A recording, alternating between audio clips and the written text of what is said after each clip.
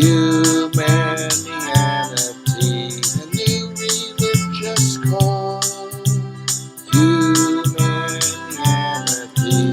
religion for us all. Humanity, now we all can see. Humanity, how much better we can be.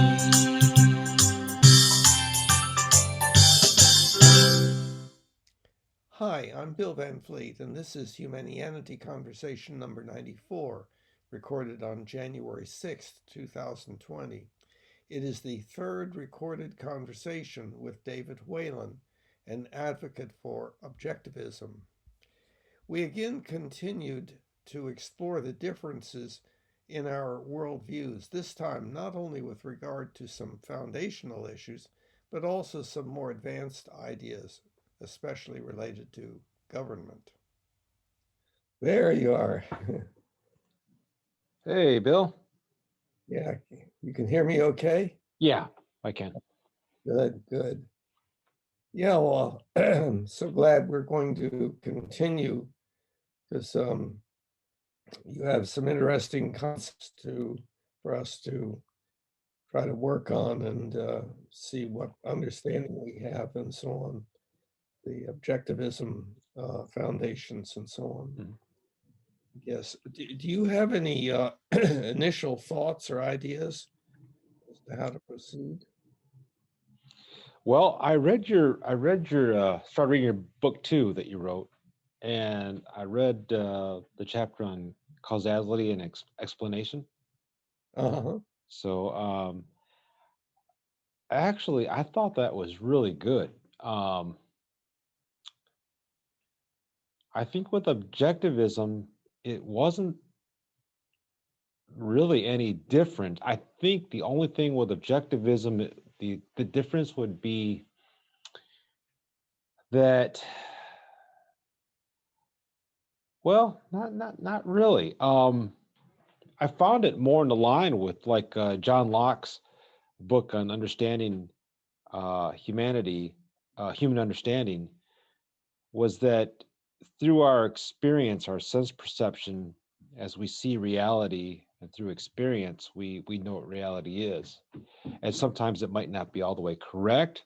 So it requires more investigation. Um, and then I know with objectivism as well that, and John Locke as well, talking about we learn from repetition.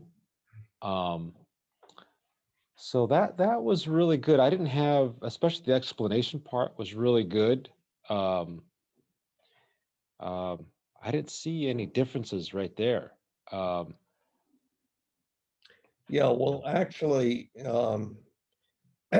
as the book proceeds, mhm. uh, it becomes more and more unusual, not the usual way of thinking. So initially, there's this effort to kind of have a common understanding and proceed from there, very much like you were saying with objectivism. And so, um, so it's not started to get uh, difficult yet, Okay. but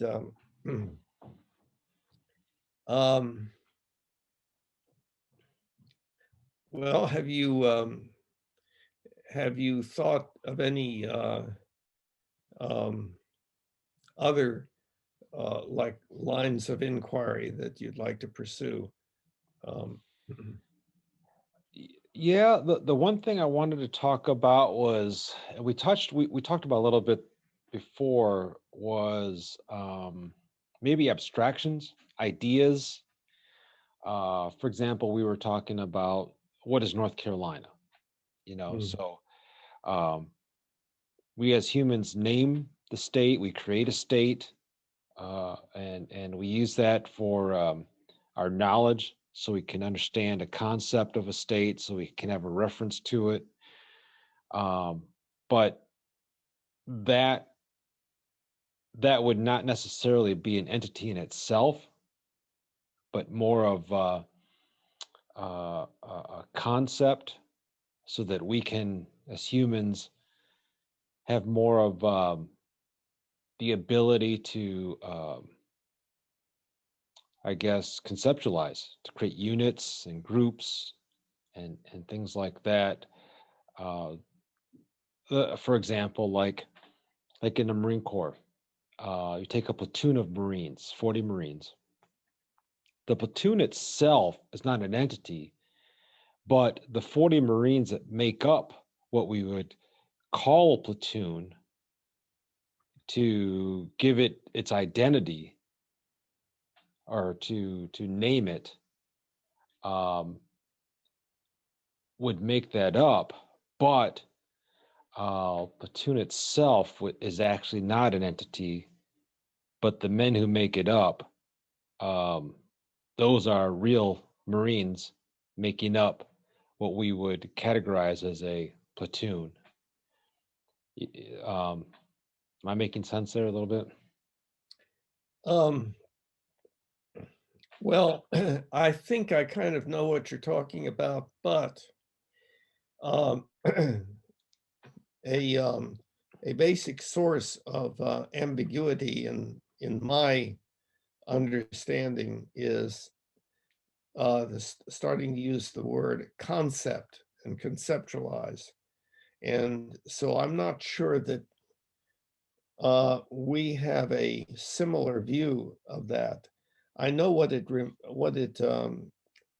reminds me of and makes me think that you may be referring to, but that's not necessarily so. So we can maybe explore that. Mm-hmm. My prediction would be that you would agree that non-human species do not have concepts. Is that correct? I would say they have a certain the higher level species would have sort of a concept, but not at the level of humans. Uh-huh. They Okay. could, yeah. Well, let me guess. Yeah, and it was an overstatement on my part, which will become clear. And I mentioned this in our last discussion. There's something that has happened with us humans that has made us drastically different, and that was an exponential change, starting at first unnoticeably, and then starting to grow and accelerating until now it is sort of like an emergent, something that didn't exist before and now does exist. And that specifically is the ability to use symbols and the rules of syntax. And that means basically forming sentences, which we have other terms for, like propositions and so on. But it's our ability to make sentences that then allows us to develop something beyond that, and that is like rules for using these sentences, such as, for instance, to recognize the occurrence of contradiction. And so then we can develop a system of logical propositions or sentences, Mhm. and recognize when a sentence does not fit in and so on. And so so now what now and of course we know that chimpanzees can be taught sign language, and I suspect that that sign language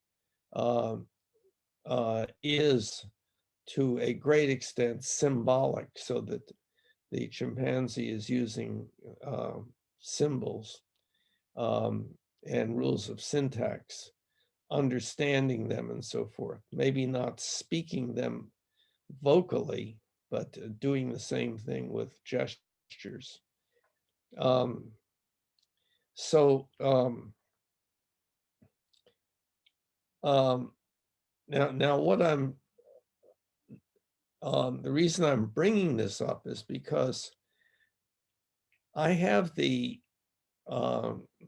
vague feeling, relatively strong feeling, that when you use the word concept or conceptualization, you are actually talking about language, and that's why you would say that other non-humans have very little of that capacity. But that may not be what you mean by conceptualization or concept formation.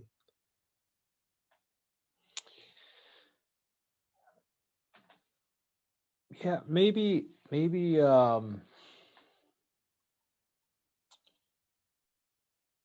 well, creating units. For example, you could say man, and then mankind, or men. Um, we we create concepts. Um, they're more like categories, or uh, maybe more like in the Renaissance, they more thought of ideas, that mankind has like ideas from actual experience from existence. So they could they could say like mankind is an idea, so to speak, that when we think then about mankind, we label it that because that's what we observe from existence, that we can define humans by a term mankind. And that would include all humans. It wouldn't include a specific human, but we could say mankind and everybody would know that that is all humans when we say that term. Um, so for me, that's more what I mean by conceptions. Okay. And we could say that it had to do with the formation of sets and the labeling of those sets, right? Right. Right. Yeah. Okay. So we're now getting into the concept of definition, and um, and we talked last time about how some things are brought into existence by definition only. Um, if nobody um, said, "I'm going to use this word to mean this," um, there would be no difference in the world. It's a linguistic um, behavior, and but I'm losing the concept a little bit here. Um, it's you're making a good point about okay, for instance, um, we have built into our basic hominid nature tendencies that are um, um, are they're in other species, other social animals, and um, one of those tendencies has been called tribalism. Well, tribalism and chimpanzees manifest that. They exist in tribes, and one tribe will sneak up on another and go to war and so on, like we humans do.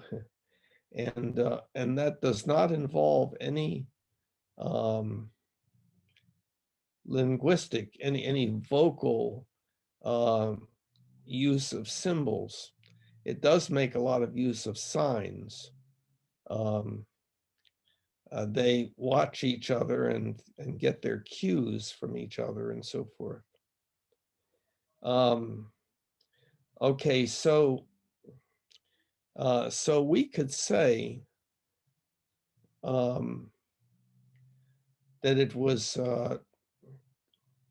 possible that a chimpanzee would have the concept of them as opposed to us, even though the chimpanzee was not using those words.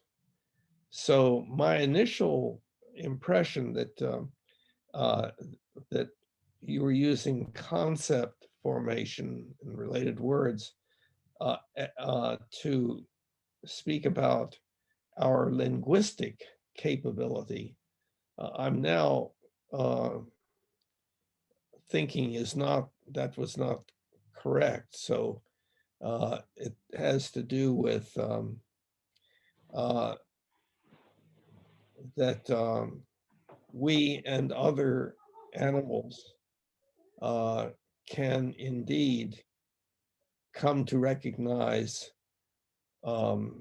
kinds of things. So that would be a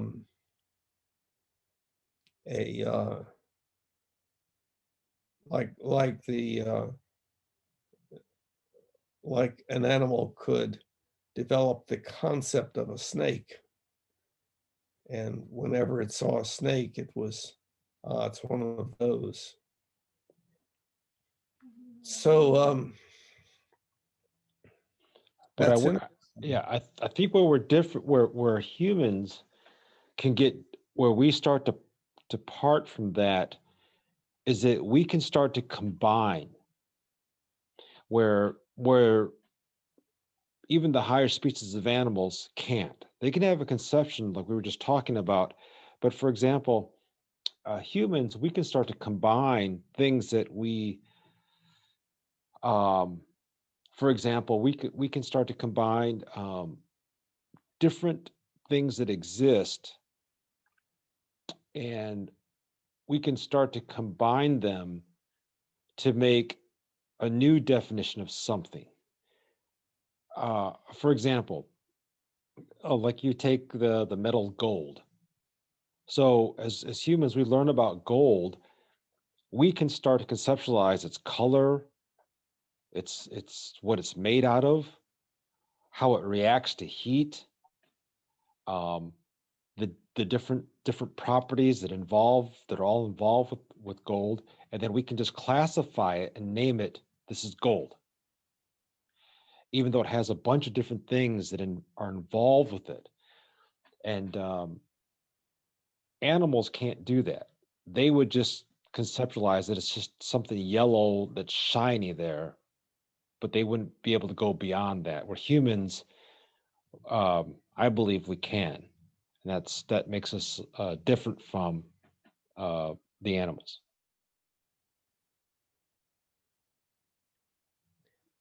that we humans go beyond what? We go beyond the what I would call the initial experience of existence. So we can investigate farther into it. So where science starts to get involved. Yeah, there's a problem in using the word existence. I mean, that's a very broad and general and undefined term that has multiple meanings in different circumstances and so on, probably. More specifically, let's let's get back to what we're talking about, that an animal recognizes gold.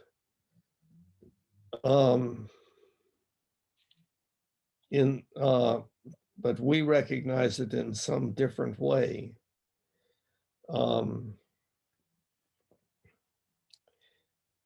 My impression is that one of the determining factors of that is that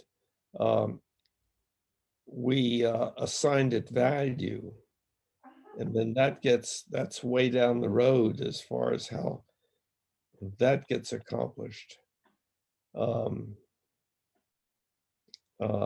Trading of property and stuff like that.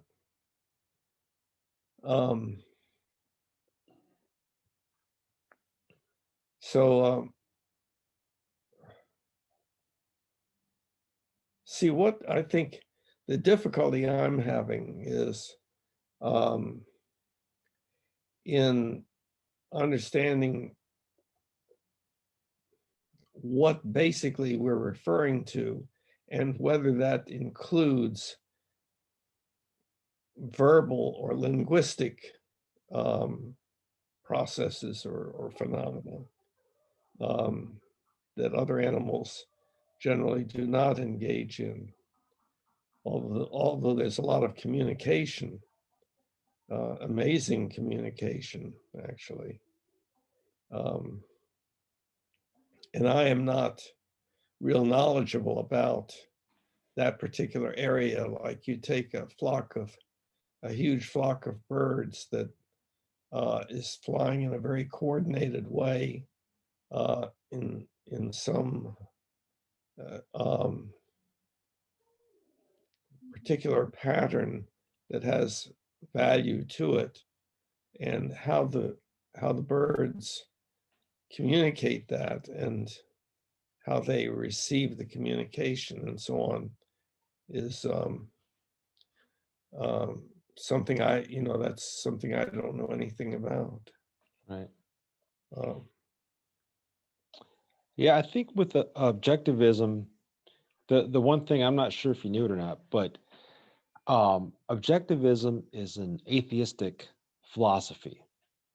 So they don't include any spiritualism or deism involved at all. So because of that, one of the things, and this could be simplistic, but with objectivism, they don't inquire any deeper how things came to be. Rather, they just say, this is how things are. And so we go from there. So they don't try to determine, how humans became the way we are compared to the animals. Rather, they start with that and just say, well, here's how the animals are, here's how humans are, and let's start with that. Okay, and that would be an area of divergence, I think, between my way of looking at things and objectivism's way of looking at things. More specifically, I think that it is actually extremely important for us to recognize. Bill, you just broke up. Okay, so Bill, I totally lost you. I mean, you just as you were starting to speak, you froze up. Yeah, what happens? We have poor internet connection, and the internet connection drops out, and that freezes everything, and so on. And then it starts saying connecting with a circling arrow. And wait long enough, then I'm back. So I'm glad that you waited, and that's what we should do if it happens again.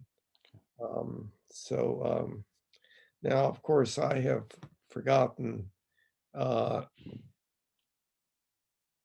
what we were talking about. Well, I had mentioned that the objectivism was atheistic, and Yes. you were going to comment on that. Okay. Okay. Um, yes, I am atheistic also. I do not believe that I am being watched uh, and that there's an entity that might change things around for me and so on. um, but I do believe that we all have supernatural beliefs, like I was saying in our previous discussion, in that they are nowhere to be found in the natural sciences, biology and uh, physics and chemistry and so on. Um, and there is, indeed, there is one question, there are two questions that I think can never be answered. One is, why is there something rather than nothing at all? And the second is, why is it the way it is rather than some different way? Now, theists would say, oh, I've got that solved. God did it. The only problem is that then the question was, well, why is there a God rather than no God at all? And why did God decide to do things this way or that? And so the questions are unanswerable because they lead to infinite regress. And but now it is interesting you brought that up in connection with what I was saying. And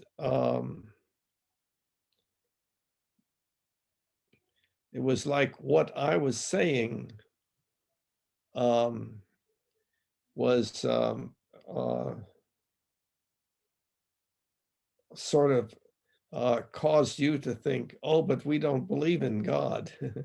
And there was some line of thought there. And I'm not sure what the connection was. Well, I was starting to get, I think what we were talking about was more on how we view natural law, what um, the way things work in existence as we know it here on Earth, in the universe, the way everything works, and what we have learned over the centuries as humans, and more discovery, especially with science, um, how things are naturally, um, and we can't account for that. Objectivism doesn't try to account for that. Objectivism just says this is how it is. Yeah. And so I wanted to, as we're talking about that line, I just want to let you know that objectivism was atheistic, that it didn't believe in a supernatural being that had created all these things and have had designed it that way. That But objectivism admits that it's unknown. but we do know that there are supernatural beings that indeed create things. At least that's what we believe. We call them humans, and we say that they are sentient, they have consciousness, and they have free will, meaning that they can operate outside the natural laws of the universe. Um, Otherwise, they could not decide to do anything because whatever they decided to do, they were going to do it anyway, according to the laws of the universe and so on. Mm-hmm. So that's a whole uh, interesting issue. And the mind body problem book, of course, will be addressing that. But you've got a long way to go in getting through that book. Um, I hope you do read it and give me some feedback. I'm going to do between I have a reading schedule of other books that I'm currently reading, but I've decided to put in a chapter a day of your book. So Oh, I actually I really liked one of the things I liked about what I read today was on predictions, uh-huh. and that was a very I think a realistic um, uh, concept that I believe is matches reality because we do that. We have the ability. Our choices are based on predictions. You know, what are the chances of of me getting away with something, or what are the chances it's going to work out for me? Um, and so we naturally, as humans, um, we think that way. Now there are rational people who don't think that way. They just make dumb choices without thinking about the consequences or making any predictions. But normal people on a normal scale do that. So I thought that really stood out to me. That was a really good thing. Yeah, it's actually a little bit more of a basic concept than I think you have recognized so far. Um, Basic meaning like defining basic words and so forth.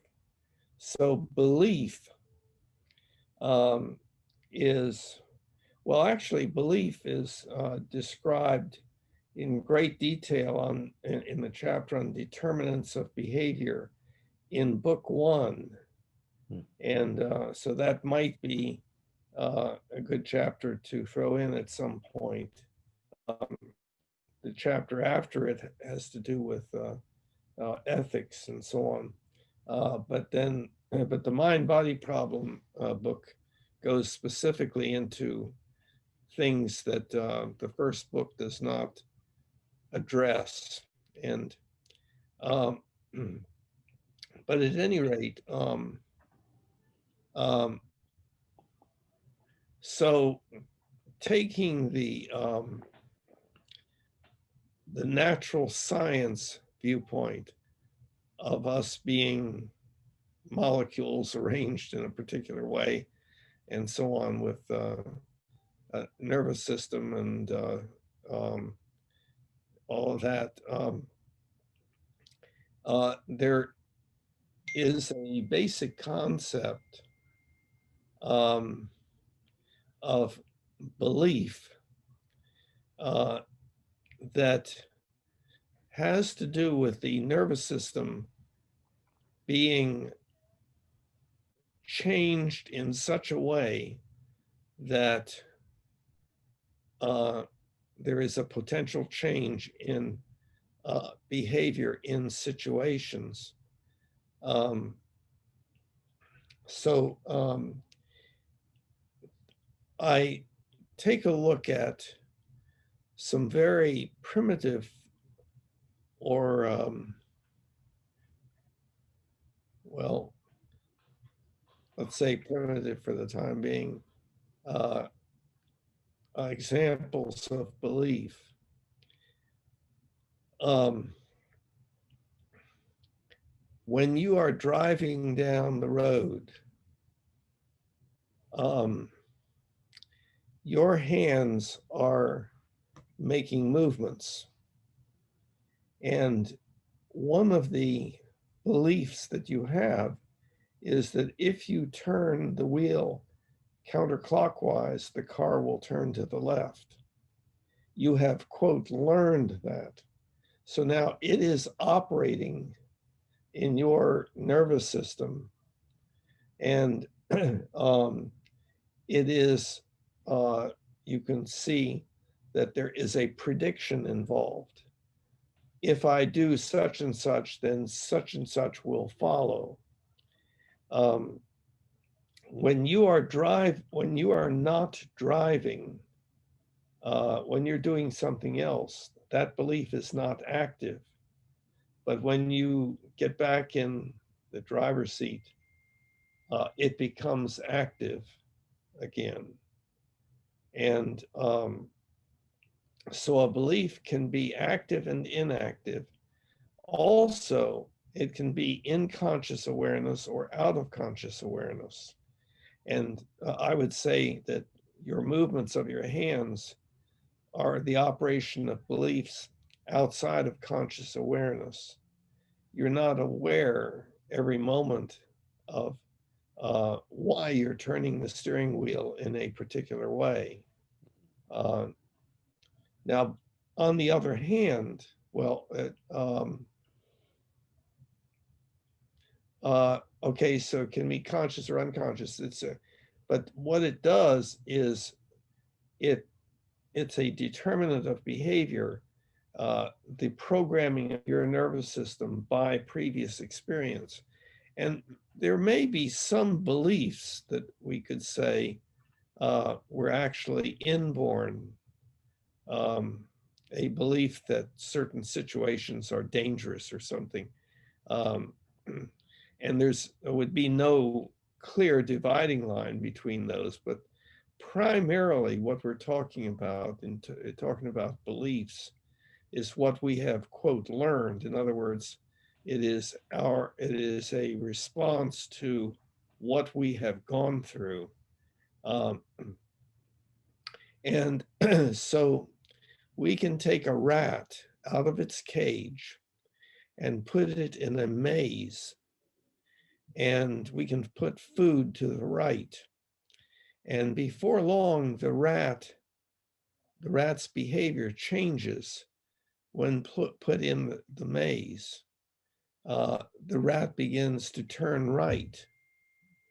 And we can easily say, even though many of us might not do so, we can easily say, well, the rat believes that food is to the right in the maze. I've had some debates with somebody else about this sort of thing, but when the chimpanzee leaps from one branch to the other, it believes that doing it exactly as it's doing will mean that everything will go okay. And of course, that's a prediction. And then what can happen is a belief can be inaccurate or mistaken, in which case then what the probability that something, quote, goes wrong increases. So now all of this that I've talked about so far has nothing to do with the modeling of those beliefs with words. But what those beliefs are models of, quote, reality. And so what we can say is that the more accurate our models of reality are, the more it is likely that things will work out when we do things based upon those models. Mm-hmm. It's a matter of probability. It's not a matter of certainty. So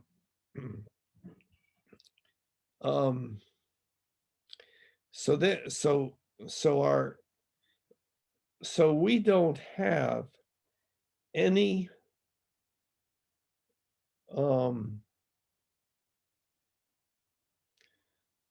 I've never come up with a good word for this.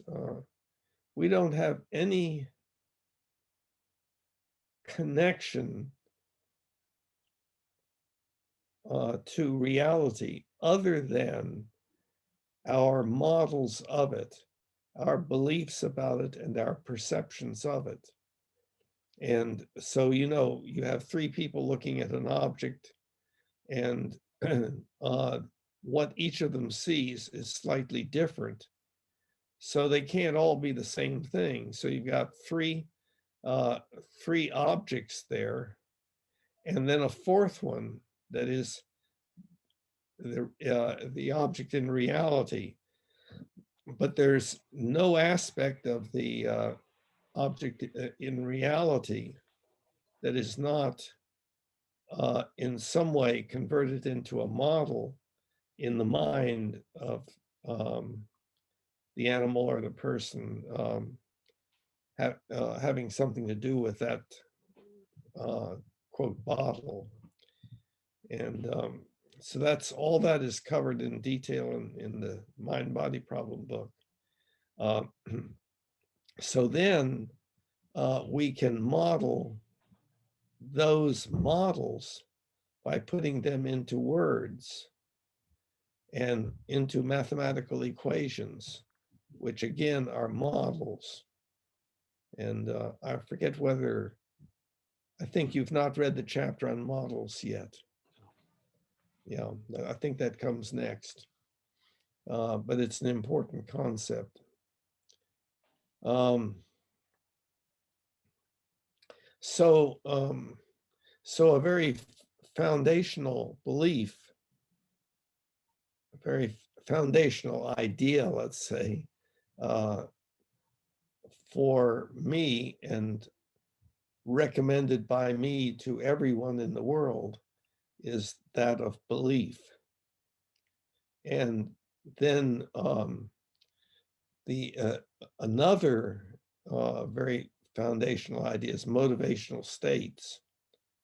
And that's like thirst and hunger and anger and joy and so on. It's wanting to do things.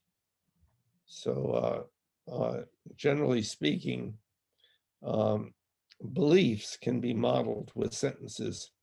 I believe that, and then there's a sentence, and that designates the sentence as a belief, because a person can also say, I don't believe that, da, da, da, da, da, same sentence, but it's not a belief then. Or I don't know if, da, da, da, da, da, would be having not having an opinion and so on. And but generally speaking, it's the context that lets the person know whether the other person is verbalizing a belief.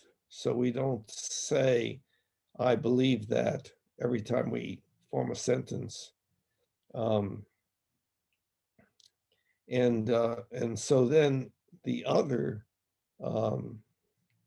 sentence, set of sentences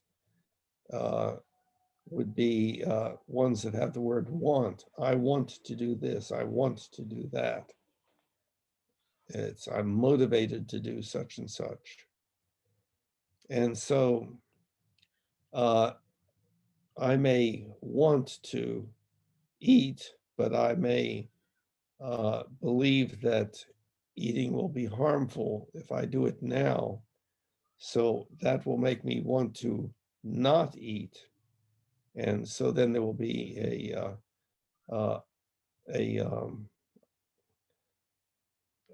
contest between the two as to which is the stronger belief, and that will determine the outcome, determine the behavior, and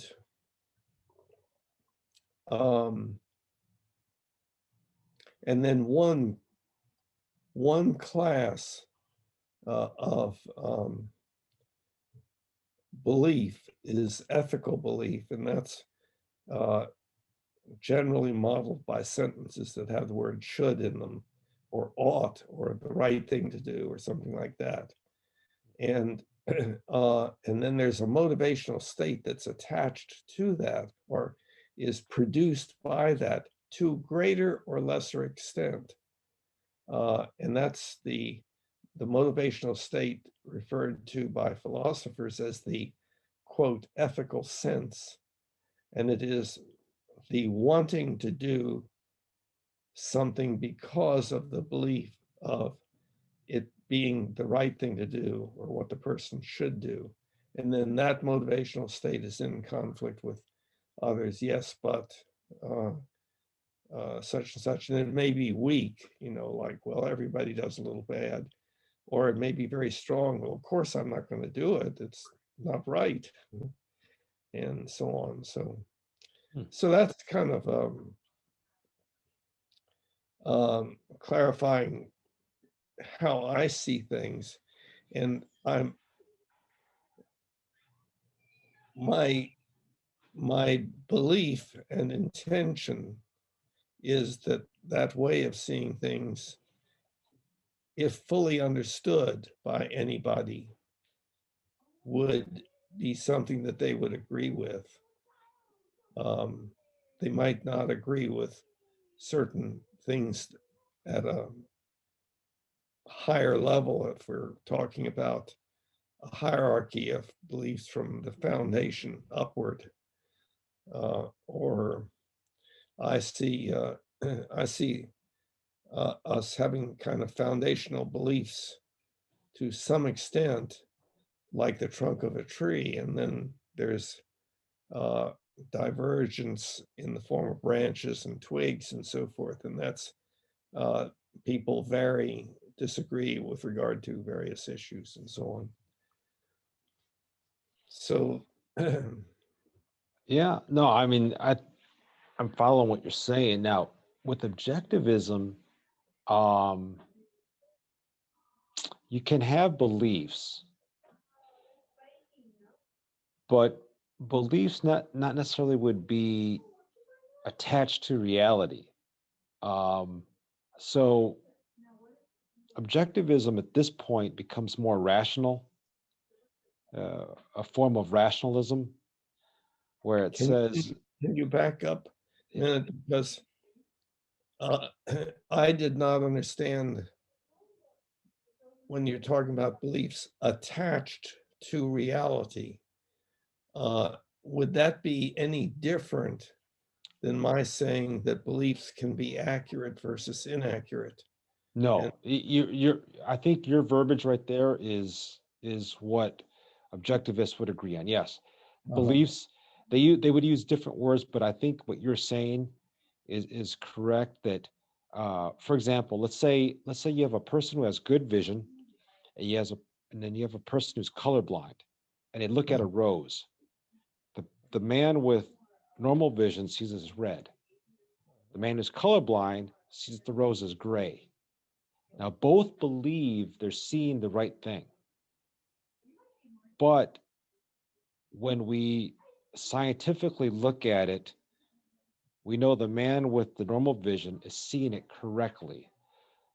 The man who is colorblind, although he really believes he's seeing this, because of his color blindness, he is not seeing it actually correctly according to what it really is, but according to how he experiences it and how he believes that he's seeing it. That's right to him, and then he needs to be corrected. But so that's so yeah, so beliefs can be incorrect. So you could believe in something, and that's where I think that's where if you have a belief in something, then you need to, I would say, using reduction to draw that belief back to what I would call reality, which is existence. Now, when I say existence, the things that are self-evident in our world and universe. And Okay, that is a worrisome thing. The things that are self-evident, that seems to be outside of the set of beliefs or the set of ideas that I was just going Well, it's not necessarily, it is undefined. What we're basically talking about is people disagree with each other. Now, the person who is not colorblind but has normal vision still does not see the object correctly, because there's lots of radiation emitted or reflected that the eye is not sensitive, nobody's eye is sensitive to, and that some other species can be sensitive to. And then all that is a model of the thing. And so we can ask how accurate is the model. And of course, even though you have normal vision, you can't see that it is really, in quotes, empty space with entities that cannot be defined as either particles or waves, but behave as both, et cetera, et cetera. So all of us are just dealing with models of reality. Now, what I'm hearing a little bit is that objectivism says, well, but we are the right thinkers. We think correctly. And when people disagree with us, then they are inferior in some way, either uneducated or sick or mentally or whatever it might be. And I think this is one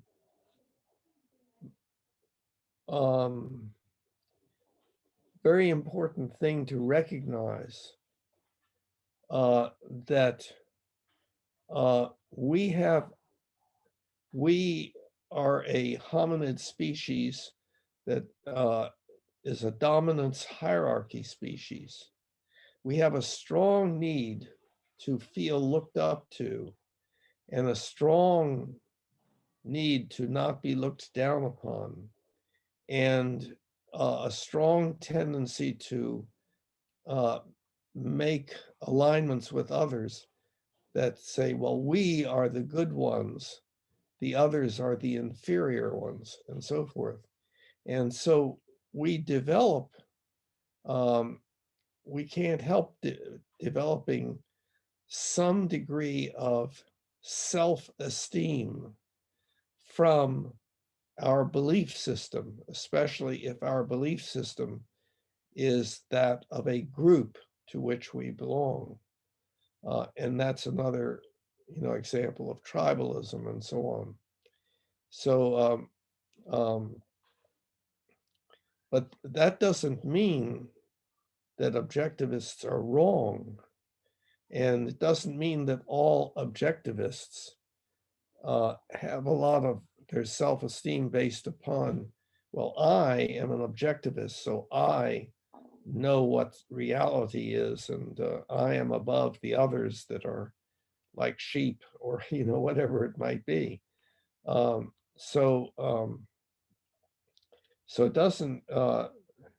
One can be correct about something and feel bad about it, and one can be incorrect about something and feel good about it. And feeling bad or feeling good has to do with a bunch of things, like, as I said, the social aspects and everything that I was mentioning. So, so a little bit of that impression was conveyed by what you were just saying. That could have been an incorrect impression and interpretation on my part, but it's just so um, Well, we have many different ways of understanding it, like we understand how difficult it is to change one's belief system, and what a difficult problem it is if we come across or relate to somebody else who has a different belief system, at least of certain types with regard to certain areas.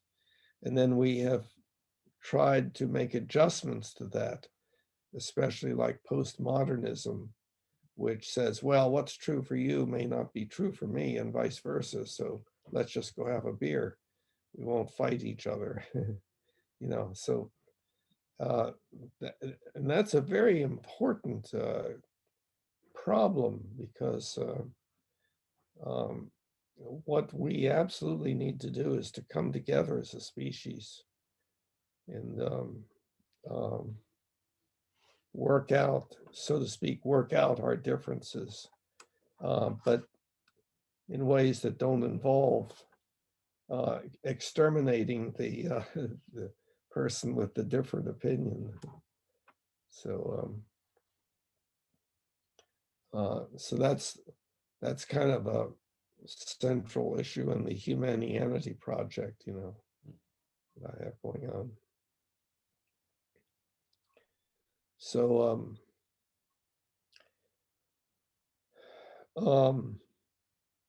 but getting back to what you were saying, we found that, let's say, my belief system. Lost you again, Bill. All right. I lost you again. Yeah. Yes, I was in the middle of saying that both in my uh, belief system and objectivist belief system, there is a high valuing of accuracy of belief. And Yeah. Yeah, I think with objectivism, what they set out to do, and what I really appreciate about the philosophy, is they go all the way back to Plato and then Aristotle, and objectivism side, because those two were total opposites in their philosophies. And so objectivism sides with Aristotle as being correct and Plato being incorrect. And from there, objectivism looks at Western philosophy all the way through to modern times and sees the what was right and what was wrong, and try to correct those things. For example, here's a this might help. Yeah. Before you go on, for my sake, and also for the sake of people who may be watching our discussion, I try to avoid using philosophers' names as a substitute for a set of ideas. And so where I and others got disconnected was when you were talking about what Aristotle believed that Plato did not, and so forth. So we need to fill that in so that we understand what it is that you're referring to. Well, it's pretty complex.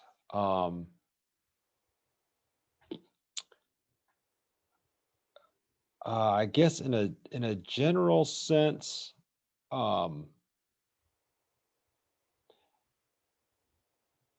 Plato believed that humans did not have the capacity to reason for themselves, and that it needed a philosopher king to teach humanity the right way. Aristotle was opposite.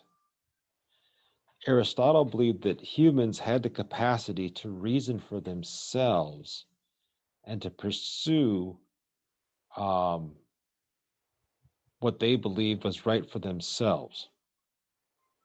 And they didn't need a higher authority to teach them um, how to think. And that basic, those two differences right there would shape different schools of thought throughout history, all the way to modern times. And so objectivism falls Well, on the side of Aristotle. uh-huh. Yeah, but there are problems with that in that um, it seems to me that both are true to varying degrees. Um, that, for instance, um,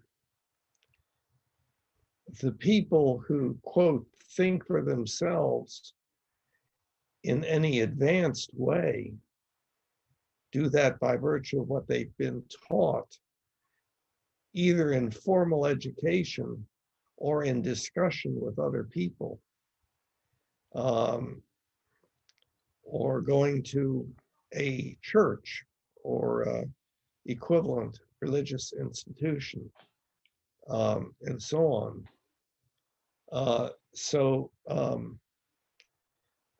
And it depends a lot also on what one is talking about, the kind of beliefs. For instance, ethical beliefs are beliefs that are acquired through the culture starting in infancy and are um, uh, brought about by positive and negative reinforcement, just like the rat in the maze, where we learn pretty early that there's some things that we should do and some things that we should not do. And that's based upon the culture, which can be quite different. Cultures are different with regard to a substantial number of things. Mhm. Okay, so, uh, but as a person uh, becomes older, um, there is a natural tendency to some extent, different for different individuals, to question things. And so, in other words, well, everybody seems to think such and such, but is that really so? And, um, but that is not likely to happen very much. It has to be the result of life experience that where the person reads certain things and talks with certain people and so on. Um, and um, uh, and we are a dominance hierarchy species. So we are very, very oriented toward power and finding one's place in the dominance hierarchy, knowing what one's place is, and so on, and feeling good or bad about that. And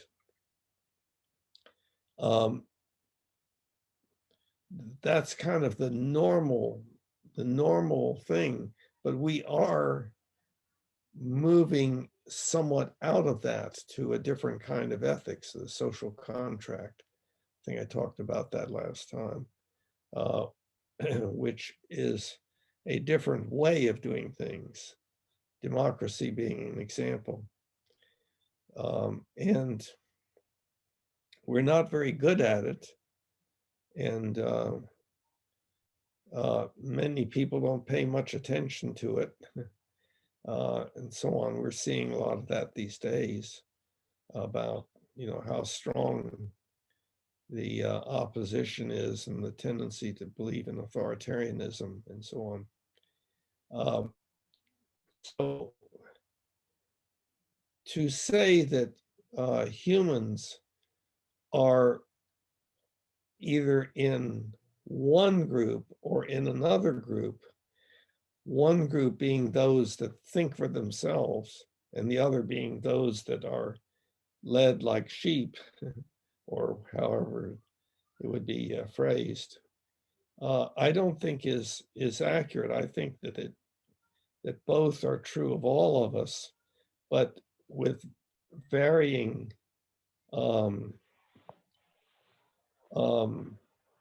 degrees of or varying intensities of one set of tendencies versus the other. So I think so I don't think that the answer is Plato was right and Aristotle wrong, or Aristotle was right and Plato was wrong. I think that they were both talking about the same thing.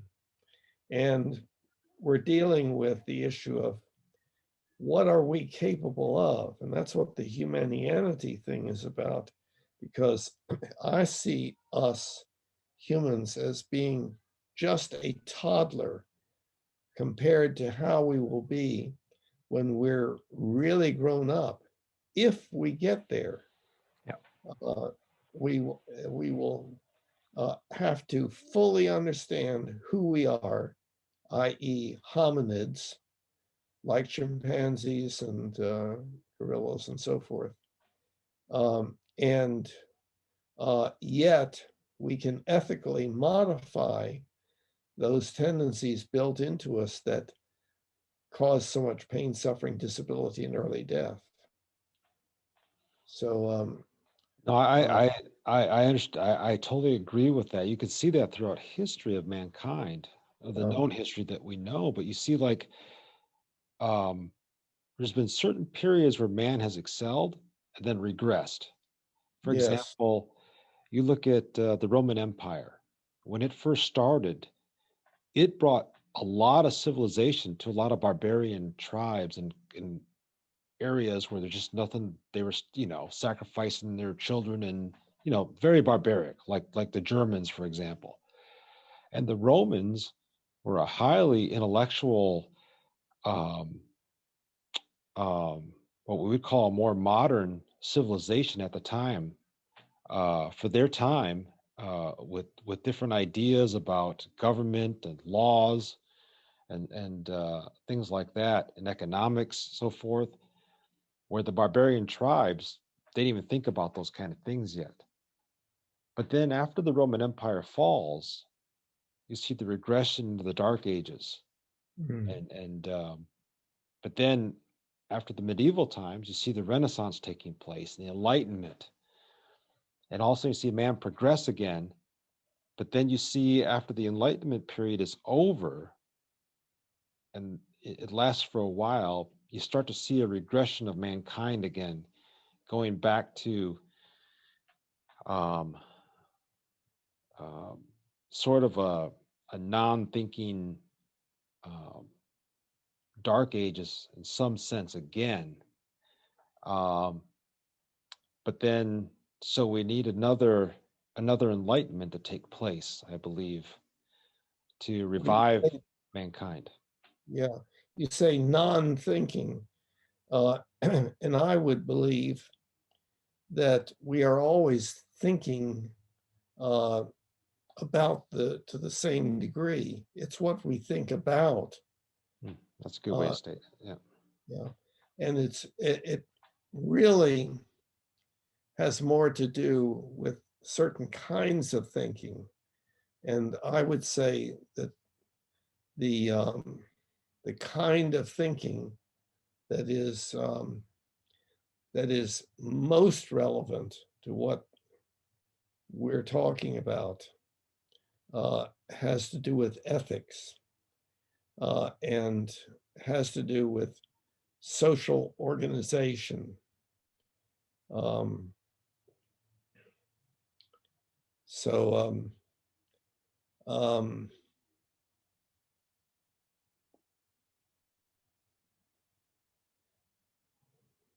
but I think so. I think that if we take my belief system, so to speak, and the objectivist belief system, there's a lot of agreement, but it is confused by a different word usage and maybe some other things also. I do think that my impression is, which may be incorrect, that some of the objectivist viewpoint is not what I would endorse. But then again, Bill, I lost you again. Everything you just said, I couldn't hear. That's a shame. It was probably really good. I missed the whole thing. Yeah. Did you just hear me? I heard you just now, but I don't. Oh, Whatever you were saying before that, your statement, your audio went off, and then you went blank for a while. Then you just came back. oh, okay. Well, I don't know exactly how long that was, but this was not as bad a disconnect. It didn't last as long, so it didn't kick me out and introduce me back in. So that was good. Okay, so I was talking about my belief system and the objectivist belief system and how I thought that there were going to be some differences and that I have very abnormal, non-normal views about things, about some things, and varying degrees of feeling of confidence in those beliefs. One of them is, well, first, let me ask, I think I asked you this last time, is objectivism in favor of capitalism? As a consequence, but not as an actual theory that is put out ahead of humanity. An example would be Marxism, Karl Marx. So Karl Marx created a theory that he never observed or understood that would work. He created this theory as an idea ahead of whether it would work or not, and where capitalism wouldn't even really need that name. It's just the way that humans interact with each other naturally in commerce. Is it But okay? I'm sorry. Is it okay? What do you mean? Is it okay? Like, is it good or? Yeah, Yeah. capitalism. So with the objectivism, the consequence of how objectivists believe humans are would be that humans thrive better when they get to agree and cooperate with one another voluntarily, rather than a centrally planned government or government interference. So, for example, let's take the auto industry in America, for example. Okay, it's really tied into our government. It gives the government a lot of money. The government sees it as a national interest, and so the lobbyists from the car industries do a lot and do favors for certain politicians who will vote their way, and then in return, the politicians make policies that will make it almost impossible for anybody else to compete with these guys. So if someone has a better idea or a better way of doing things, our government blocks that from happening.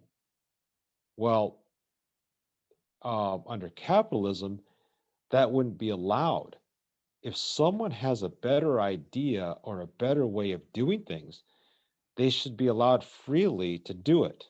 And if someone who is doing a bad job, they don't run their business right, they have a bad idea, their product is terrible, and they lose sales, well, that's their own fault. The government shouldn't bail them out. The government shouldn't interfere to protect them. And the government shouldn't be involved in blocking competition. Okay, and key to this is the idea of fault.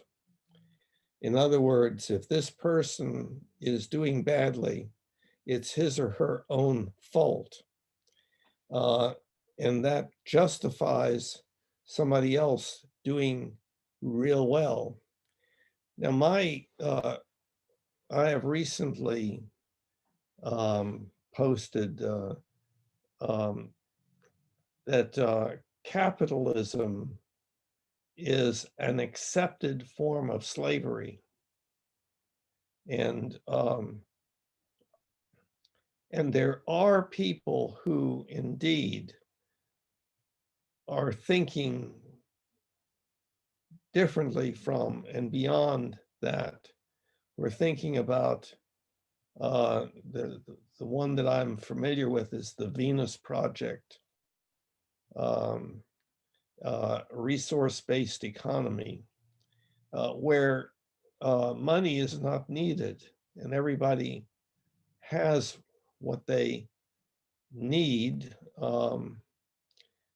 to the extent that it's available generally, and so on. Now, I don't know enough about how all of that would work. I think what appeals to me is the idea of a universal basic income such that everybody is taken care of. And then on top of that, people can devote their lives to various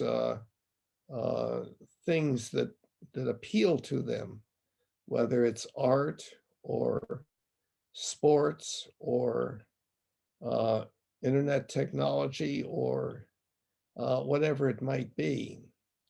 And so that those people who are unable to compete to get this stuff called money are still able to have a very satisfying life. It would get away from the idea that all children should be graded and so on, although I know that grading is necessary to do certain things, but if a child is not of the sort that's going in that direction, maybe the child does not need to be graded, and so that a certain percentage of children are going to, quote, fail. But these are half-formed ideas. For me, I don't claim any advanced capability in understanding such things. And I know that the problem is anything that we try out is going to be subject to distortions that we label corruption. And that is because we have inside of ourselves this basic tendency to struggle for dominance, to engage in tribalism, to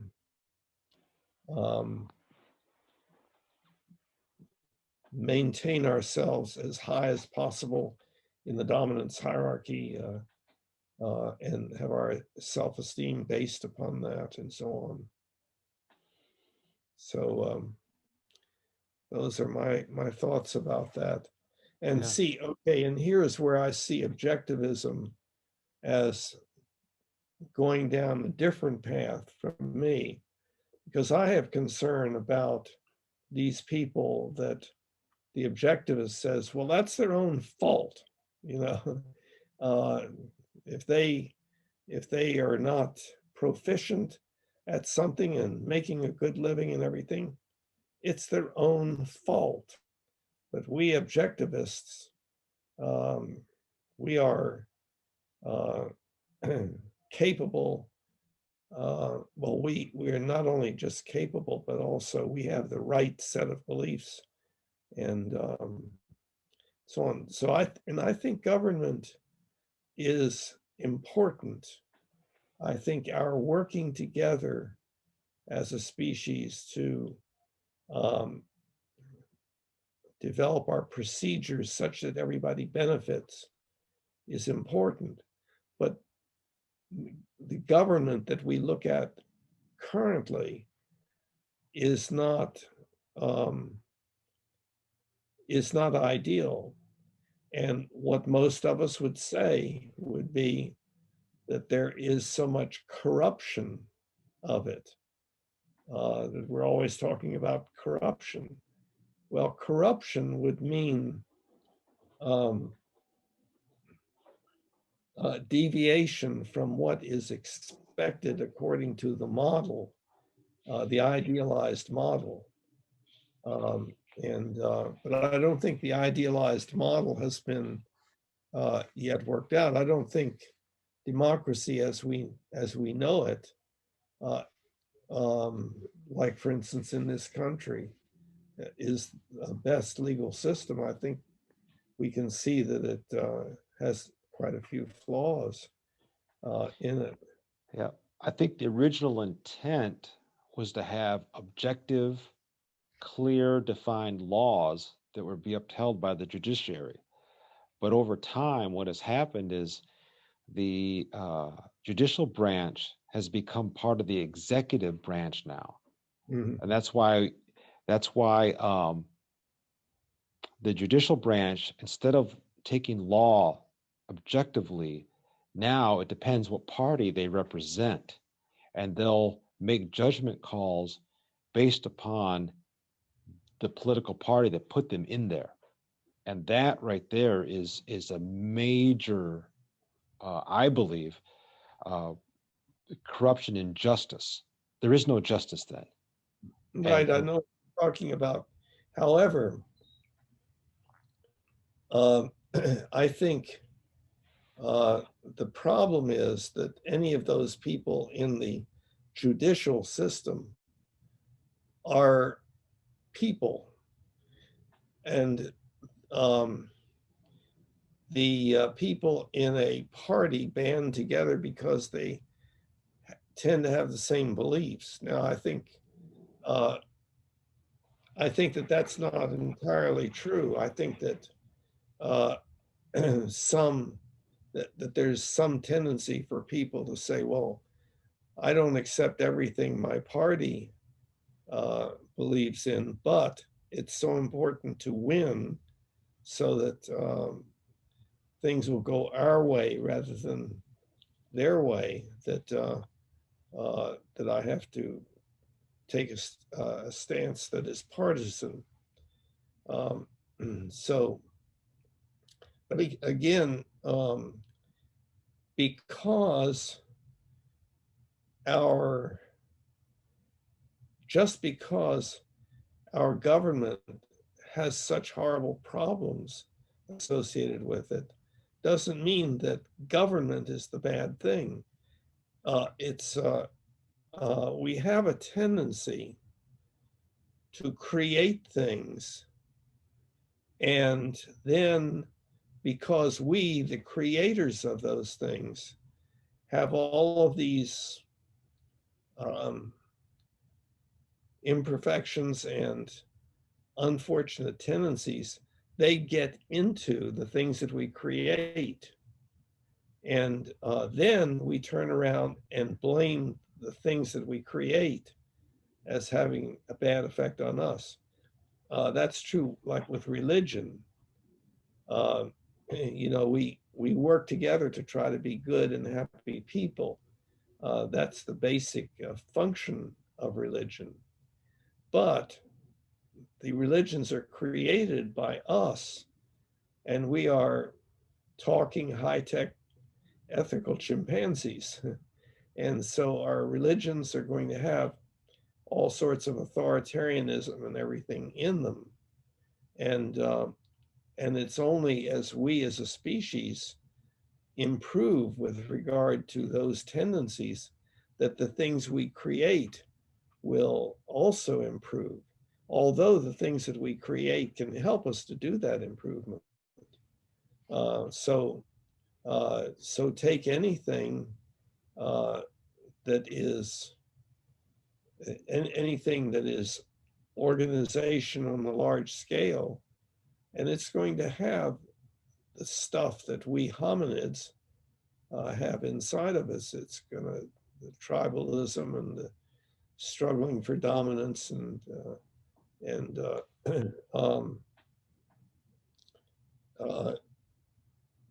being unable to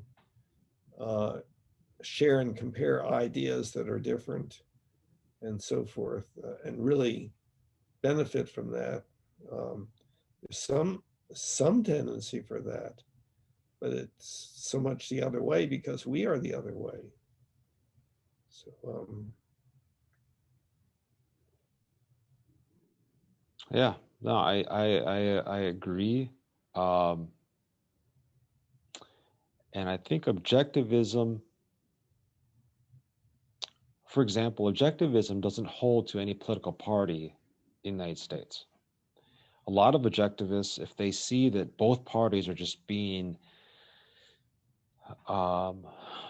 hurting the American society in different ways, then I know a lot of objectivists don't even vote because they don't want to be held responsible for putting people in power that could hurt the United States in either way. And so sometimes objectivists vote Democrat, sometimes they vote Republican. It just depends on at that time how they see the parties, if they're right, whether or not they're doing what objectivists feel government should do. And then if both are bad, they just abstain. They won't vote at all, which is different from a lot of different philosophical ideas here in America that hold to one of the two parties, and they vote strictly those parties no matter what. And well, I would think that the objectivists would say, well, I've got there are two parties that are both pretty bad, but one is worse than another. So I will vote for the one that's less bad because that would have more of a positive or less of a negative effect. yeah, I think where objectivists would I think the issue with objectivists is the lesser of two evils, according to them. That they don't believe it's right to vote for the lesser of two evils. If you think both are bad, then you shouldn't side with either one. Um, and so that's where they come from on that, as far as that goes. Yeah, and that doesn't sound right to me. I know that I have generally tended not to vote because of something different, and that is that I did not have any opinion. I did not feel that my opinion was worth anything. Um, and But of course I voted this time, and and because I felt that I had to do my part. But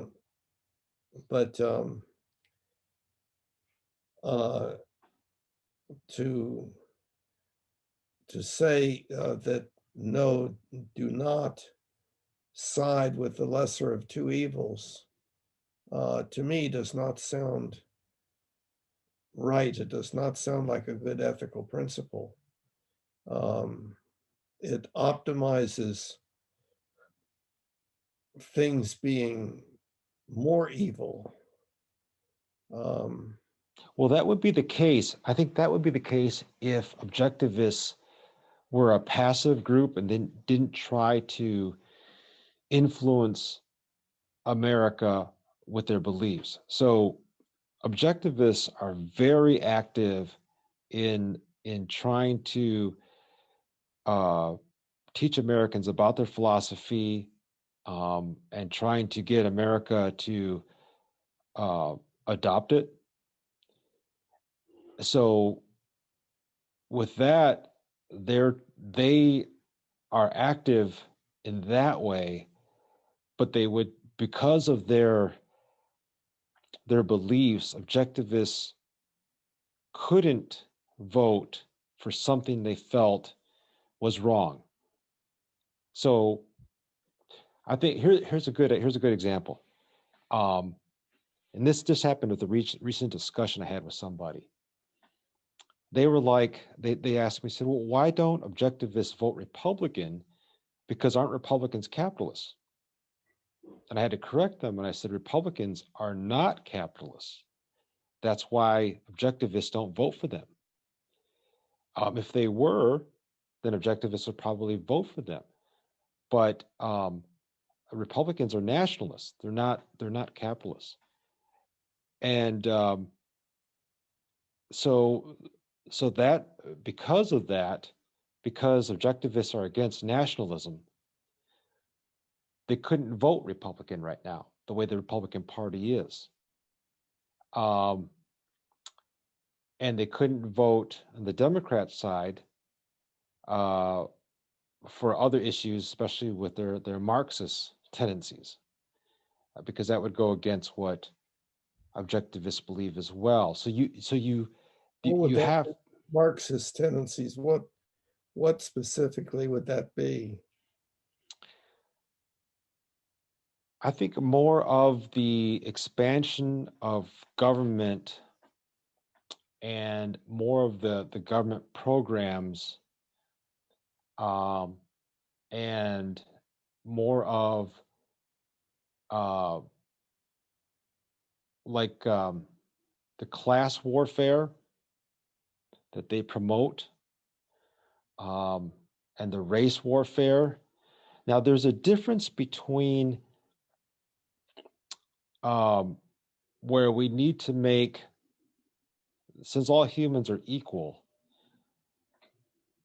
and this is where it goes back to objectivists with their belief of individual rights, that all humans are created equal.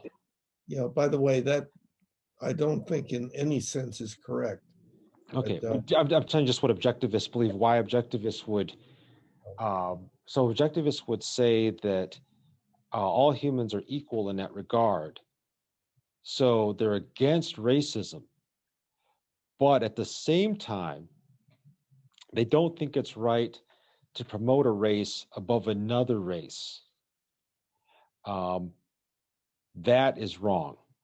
And there's a difference between, for example, the Jim Crow laws of segregation and all those things that were terrible in America. Objectivists are totally against that. And they should have been eliminated a long time ago in America. It's amazing they lasted as long as they did. So once they're eliminated, then the rights of Blacks and Native Americans should be protected just as much as a white person would be protected equally. But the promotion of one race and a continual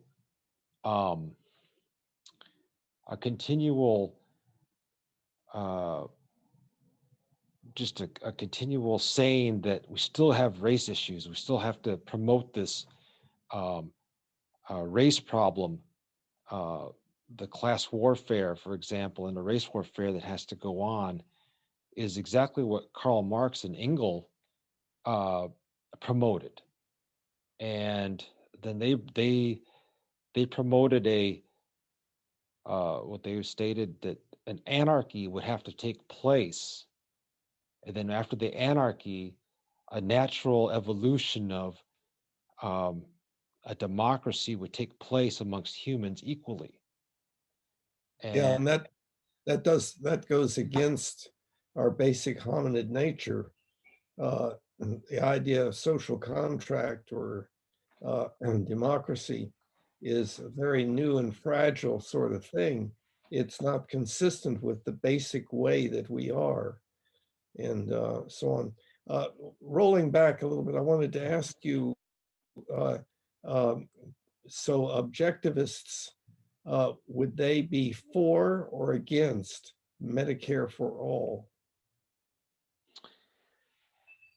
that would that would that would differ.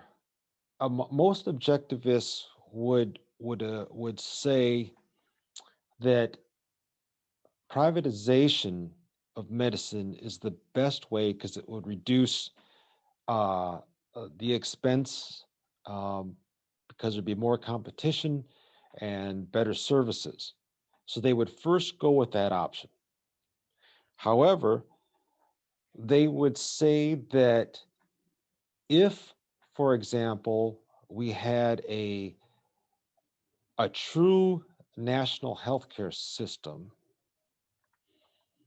not a mixed system like we have today, Mm. but a true national system, very similar like Australia, for example. Australia has a really good national healthcare system, and it's the reason why it's better than like Britain's is that in Australia you get taxed, but the tax isn't unreasonable. But at the same time, you have to pay a deductible every time you go to the doctor. I think it's like 35 Australian dollars, I think. No matter when you go to surgery or you go see the doctor for a cold, all the Australians have to pay that. Well, that uh, that copay is not hard on the Australian. It's reasonable, but at the same time, that provides extra income for the Medicare system so they can do better. But then they get taxed, but the tax isn't unbearable like it is in Germany, for example. Germany has a really high tax on their medical system. And so if that system was put in place, a good system that way, where the government is protecting the rights of life for all of its citizens, objectivists wouldn't have a problem with that either. So their first thing would say privatization would be the best. Second, if we did go universal, it would have to be all the way universal and not mixed. I think part of the problem we have in healthcare today, we're trying to do both at the same time. Yeah. And that's why the health insurance companies are in bed with the government. And that's why premiums are so crazy. The medical expenses are crazy because the government is trying to help out these insurance companies and these pharmaceutical companies.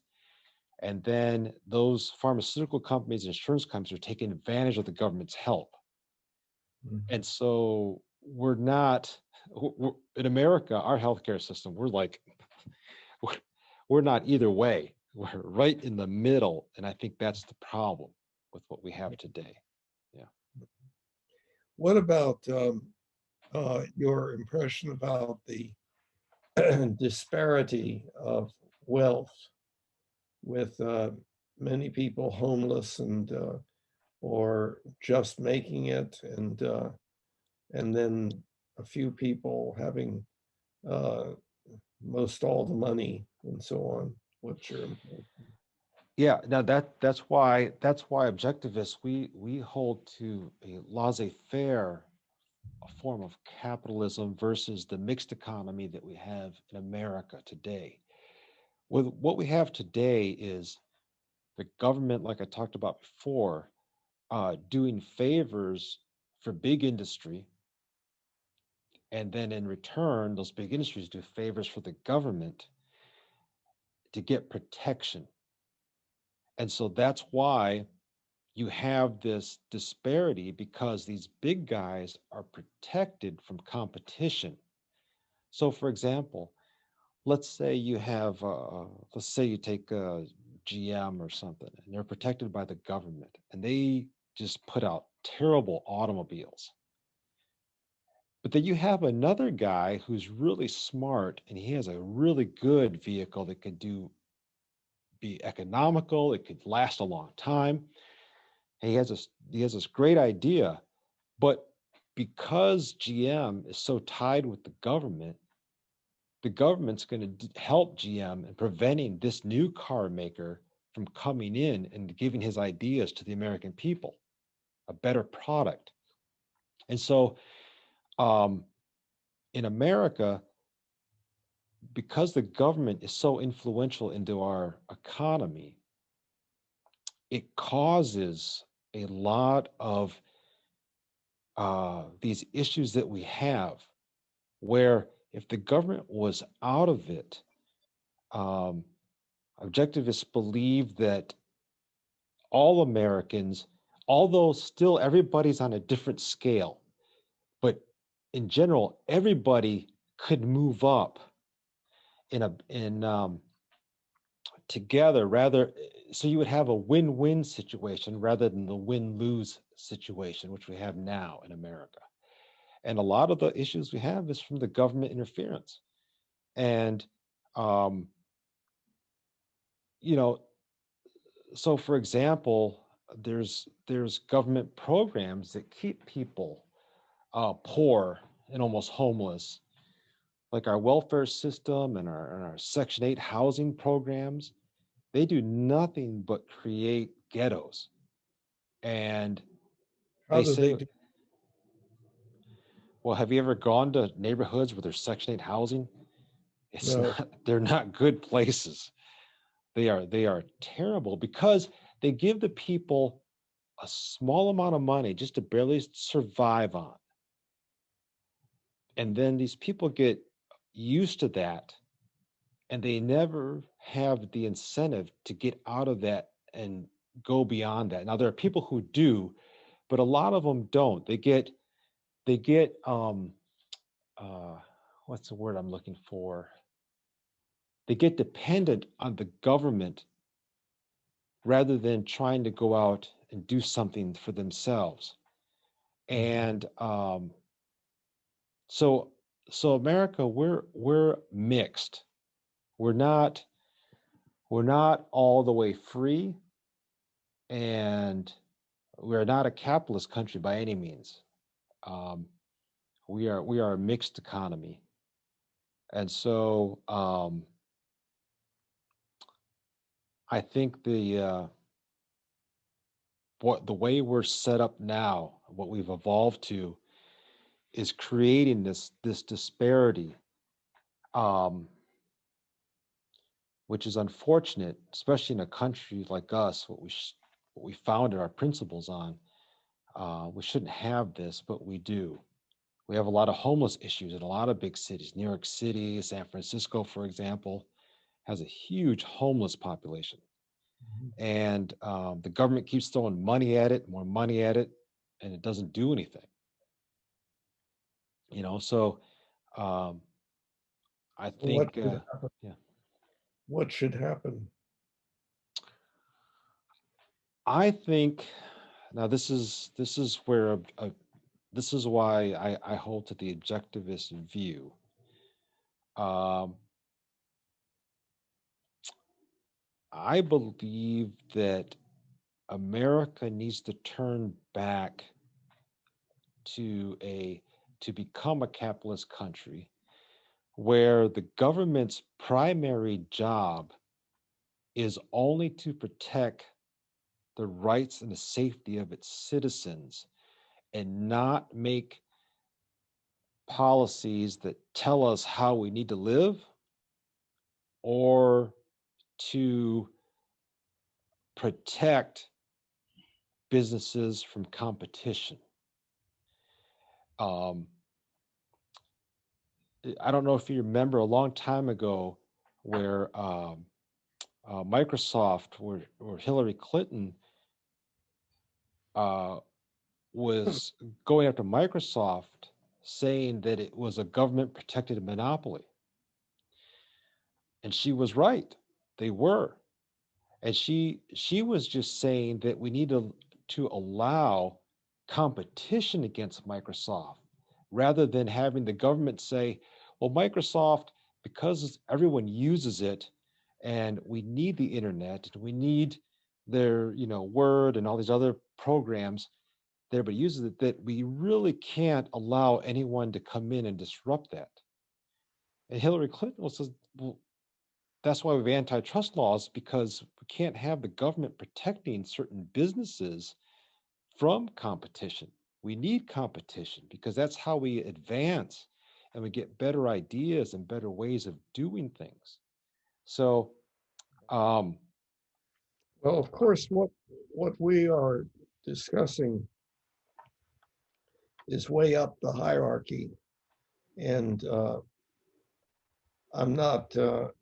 I don't consider myself to be real knowledgeable about a lot of those things, but I think that um, that what's so important is for us to come to some understanding of why we do what we do. And that understanding be really accurate and foundational. So whereas objectivism says, well, leave the animals alone, it's us humans, we're different, so we'll just think about us. That's not probably a good paraphrase, but uh, I don't think that is as good an idea as recognizing that we are very chimp-like, except for our language and our rationality. But our ethics is still just a little bit above that of the chimp and readily deteriorates, as you pointed out, the up and down that we see. And the problem is that we, I think, take a look at the way things are and have always been and said, well, that's just our nature. That's the way things have to be because that's the way things are. And, we would,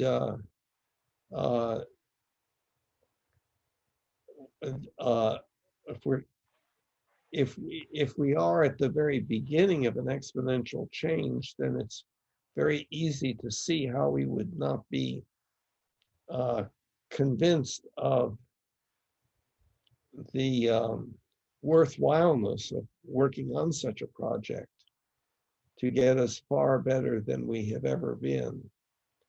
And so I've used an example about like 200 years ago. Somebody tried to tell me that I'd be able to get in my vehicle and travel 80 miles an hour down the road. And I laughed at the person and said, I would skid off the road into the woods and I would scare all the horses. And that's, in other words, it is hard to imagine the way things could be in the future because it's not like one thing would need to change. Everything has to change together. And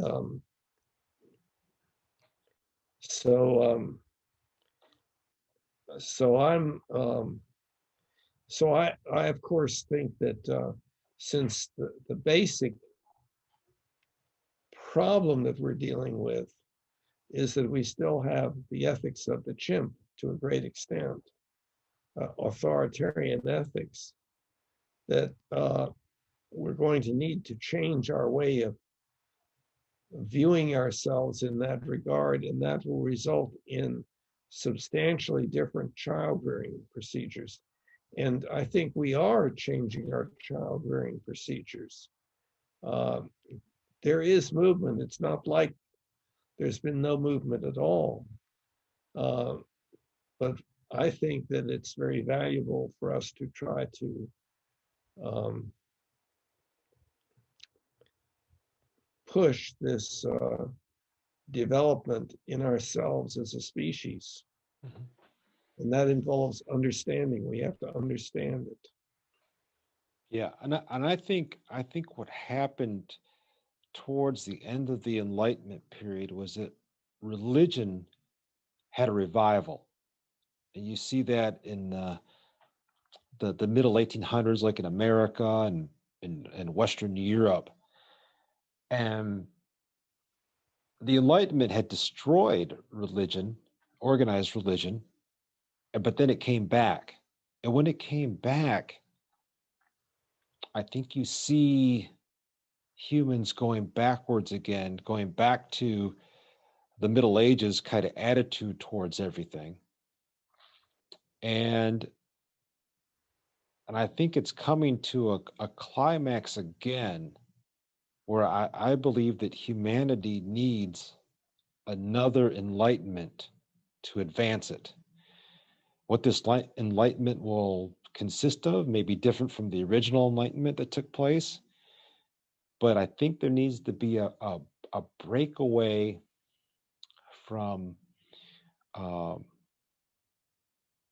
I don't want to offend religious people, but I want to use the word superstition, um,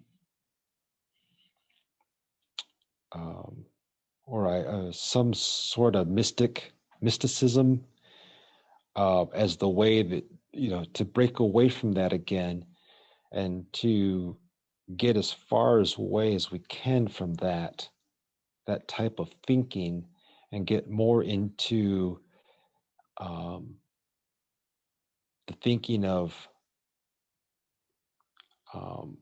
of what we actually live in instead of um, I guess a make-believe reality in a sense. So you look at child rearing. Well, in America for a while there, child rearing was based upon what they thought the Bible said on how you had to raise children, right?